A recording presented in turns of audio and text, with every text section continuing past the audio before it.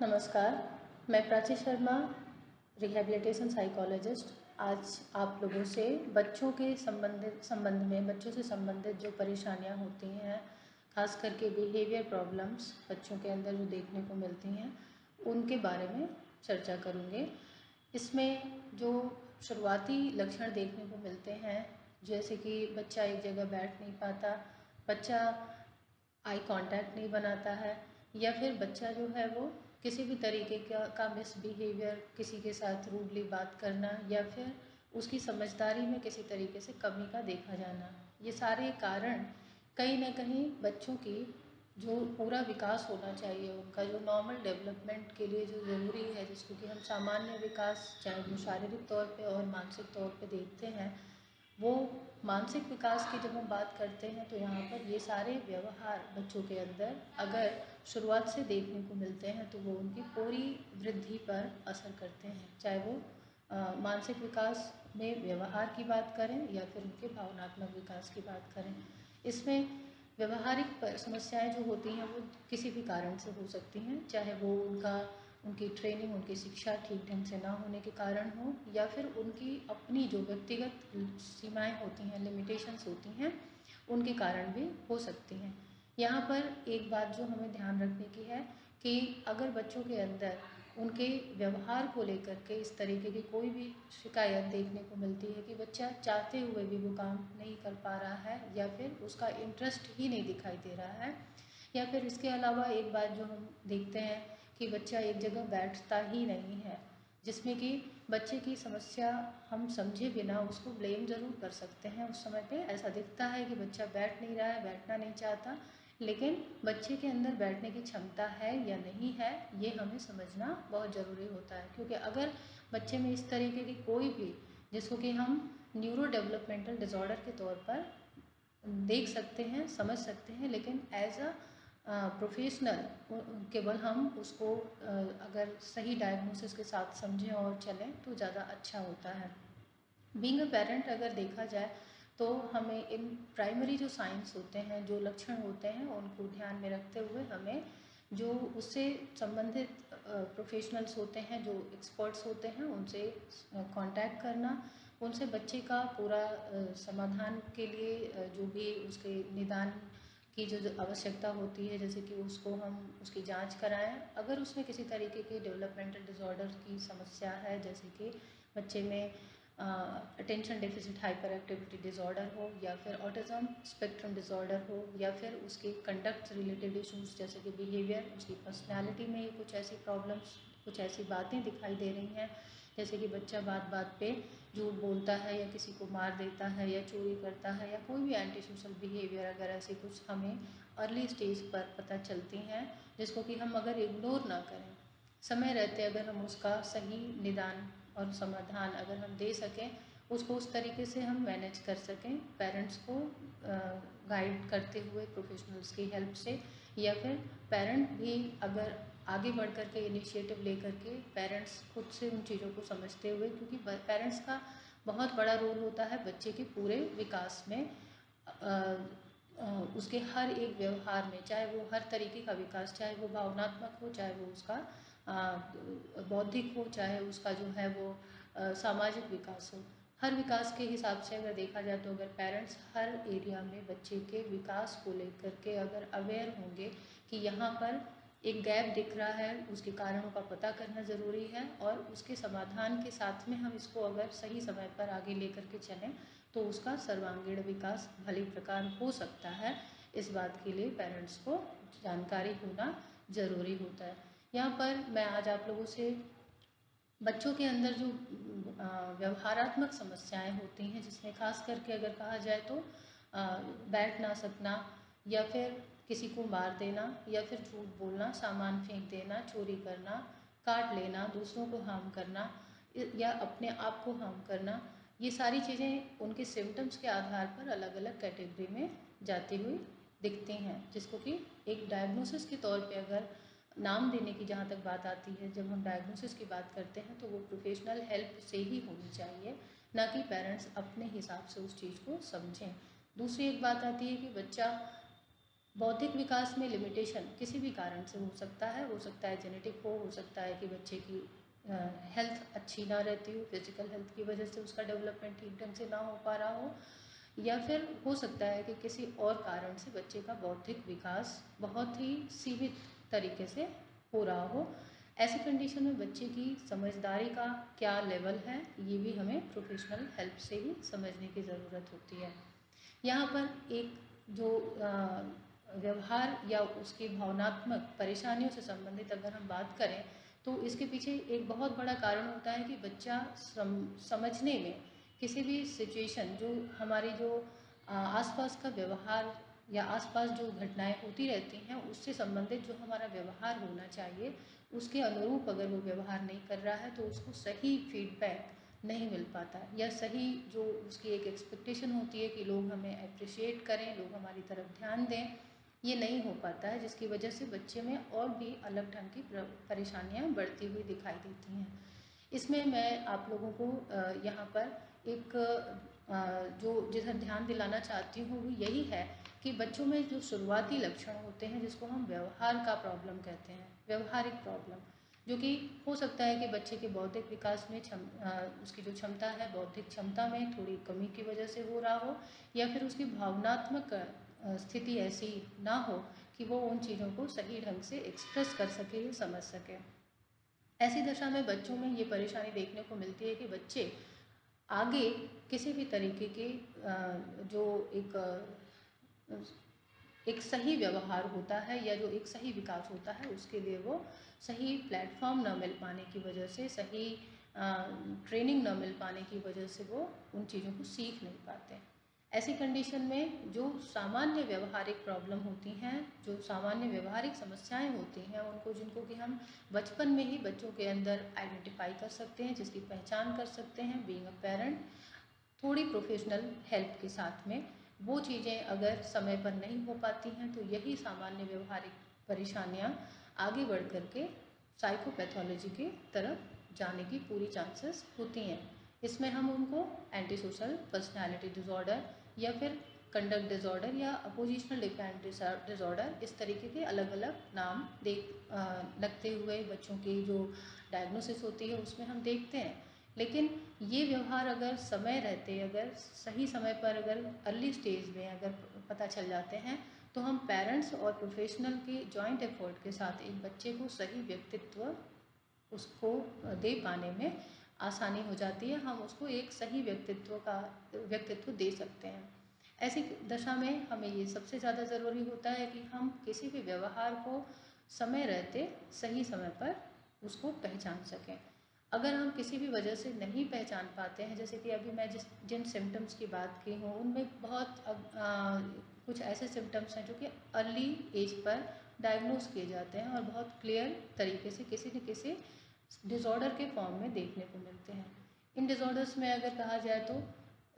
बच्चों के अंदर, जैसे कि मैं अभी बोली, attention deficit hyper activity disorder, autism spectrum disorder, somatic symptoms बहुत सारे ऐसे होते हैं कि साइकोसोमैटिक डिज़ॉर्डर जो है वो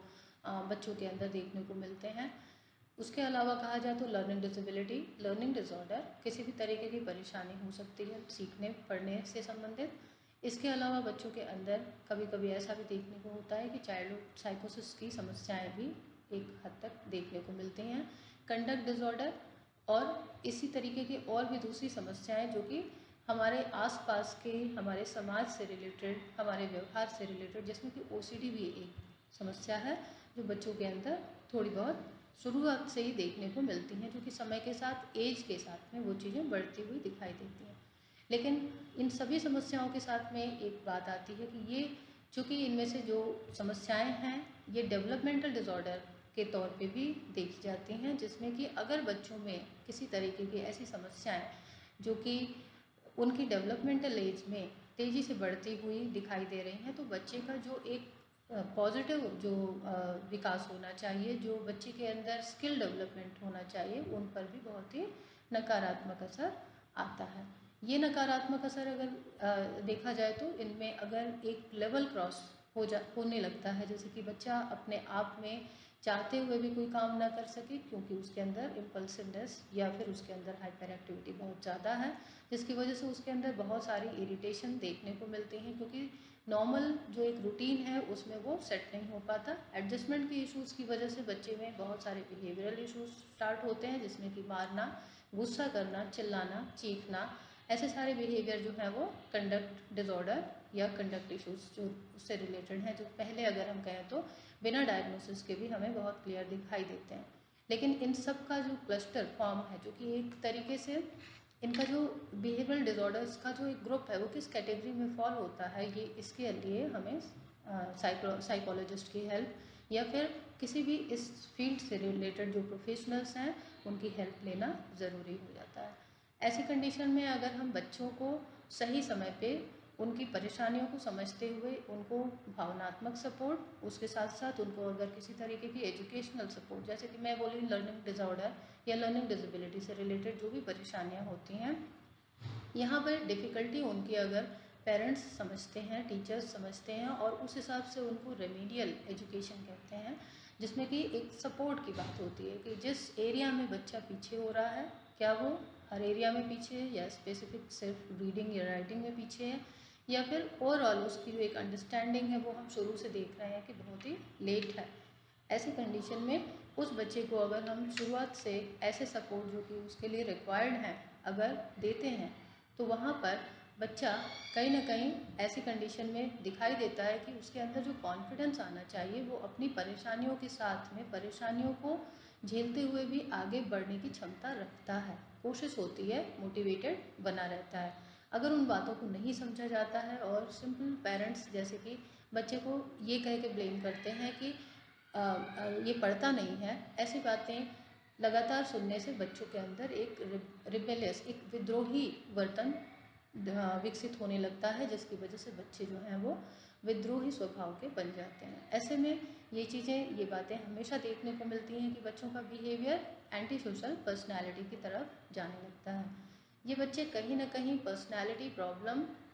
जो डेवलप करते हैं, अगर हम उनको सही समय पे पहचान करके उन्हें सही तरीके से उसे हैंडल किया जाए, उन्हें सही शिक्षा दी जाए और सही तरीके बताए जाए, जैसे कि उसकी खुद की प्रॉब्लम जिसको कि वो जानते हुए भी सुधार नहीं पा रहा,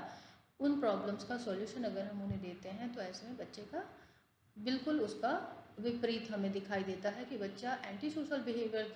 दिखाने की बजाय एक मोटिवेटेड और हार्ड वर्किंग और अपनी कोशिश करके आगे बढ़ने की पूरी क्षमता दिखाता है। साथ में उसकी पूरी कोशिश होती है कि वो लोगों के साथ में, लोगों के बीच में अपना बेस्ट, जो भी उसका बेस्ट है वो देने की कोशिश भी करे और दे भी सके। इसमें बच्चे का अगर कोऑपरेशन और सपोर्ट देखा जाता है ऐसी कंडीशन में पेरेंट्स के लिए भी एक सही व्यक्तित्व, उसकी जितनी भी क्षमता है उसकी क्षमता के आधार पर एक सही व्यक्तित्व तैयार करने में उन्हें आसानी हो जाती है। ऐसे में हमें एज अ पेरेंट या फिर एज अ प्रोफेशनल ये सबसे ज़्यादा ज़रूरी होता है कि जब भी हम कभी बच्चों को इस तरीके का व्यवहार करते हुए देखें, जिसमें कि बच्चों को किसी तरीके की प्रॉब्लम के कारण वो अपनी इरिटेशन के चलते बहुत सारे ऐसे बिहेवियर शो कर रहे हैं जो कि नॉर्म्स के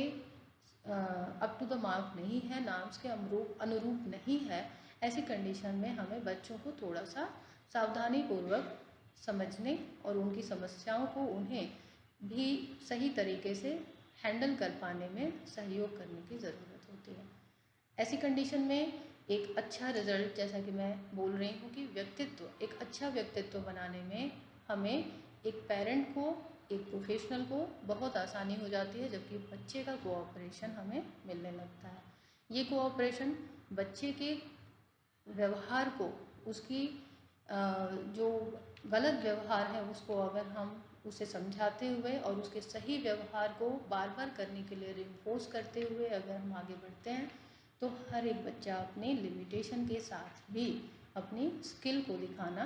पहली प्रायोरिटी पे रख सकता है। मतलब वो बच्चा अपनी स्किल बिहेवियर लोगों के सामने शो करेगा, ना कि अपने प्रॉब्लम बिहेवियर को दिखा करके लोगों का अटेंशन ग्रैब करने की कोशिश करेगा। ऐसी दशा में हम ये चीज़ देखते हैं कि बच्चे के अंदर जो शुरुआत में जो छोटे छोटे बिहेवियर प्रॉब्लम्स होते हैं जो बाद में डेवलपमेंटल डिसऑर्डर के रूप में देखने को मिलते हैं, वो डेवलपमेंटल साइकोपैथोलॉजी की तरफ नहीं जा पाते, क्योंकि सही वातावरण वो बच्चा उस बच्चे को जब मिलता है तो वो सही वातावरण के अंदर अपने व्यवहार को सही ढंग से रखने की कोशिश करता है। इसके अलावा अगर कहा जाए तो साइको सोशल एनवायरनमेंट बहुत ज़्यादा बड़ा रोल एक तरीके से यहाँ पर सोशल एनवायरनमेंट का होता है। इसमें बच्चे का जिस तरीके का भी उसका स्वभाव हो, जो भी उसकी लिमिटेशंस हों, चाहे उसको बौद्धिक सीमाओं के साथ में देखा जाए उसकी लिमिटेशंस हों, चाहे उसका बोलने का या फिर चलने की किसी भी तरीके की उसको प्रॉब्लम अगर है, अगर उसको सही ढंग से समझा जाए और उसके हिसाब से उसको जो है उसका समाधान देने में उसके परिवार का, प्रोफेशनल्स का अगर उसको सहयोग मिलता है, तो एक बच्चा अपने आप उस काम को सही तरीके से किसी भी अपनी जो लाइफ है उसमें आगे बढ़ने के लिए वो मोटिवेटेड दिखाई देता है। ऐसे में उसका जो नेगेटिव बिहेवियर है वो डेवलप होने की बजाय उसके अंदर positive behaviour, positive attitude, positive approach, जो कि वो काम करने की कोशिश कर रहा हो या लोगों का सहयोग जो उसको मिल रहा हो, उससे जो उसके अंदर जो एक सेटिस्फैक्शन की फीलिंग होती है, वो लोगों के साथ उसकी कनेक्टिविटी, उसको जो एक इमोशनल बॉन्डिंग है उसके चारों तरफ, उसे उसके आसपास के लोगों के साथ में उसको वो और ज़्यादा स्ट्रॉन्ग बनाती है। ऐसी कंडीशन में बच्चे का एक अच्छा भावनात्मक विकास, जो कि किसी भी व्यक्ति के व्यक्तित्व को सुदृढ़ और अच्छा बनाने के लिए बहुत ज़्यादा ज़रूरी होता है। ऐसी कंडीशन में वो बच्चा अपने आप को कहीं ना कहीं बहुत सफलतापूर्वक लोगों के बीच में, और जहाँ कहीं भी उसके स्किल की उसे ऐसी ज़रूरत होती है कि वो ये काम कर सकता है, उसके लिए वो इनिशिएटिव लेने को तैयार होता है। सबसे बड़ी जो एक आवश्यकता होती है यहाँ पर कि किसी भी व्यक्तित्व को बिगड़ने से बचाना, जो कि हम अगर सही समय पर सही तरीके से उसकी पहचान करके सही प्रोफेशनल्स या पेरेंट्स की जो गाइडेंस चाहिए होती है बच्चों को, अगर वो मिल जाती है, तो ऐसी कंडीशन में एक अच्छे व्यक्तित्व का निर्माण हो सकता है। और अच्छा व्यक्तित्व एक अच्छे समाज के लिए बहुत ज़्यादा ज़रूरी है। आज की इस चर्चा के लिए यहाँ पर मैं विराम देना चाहूँगी। थैंक यू, धन्यवाद।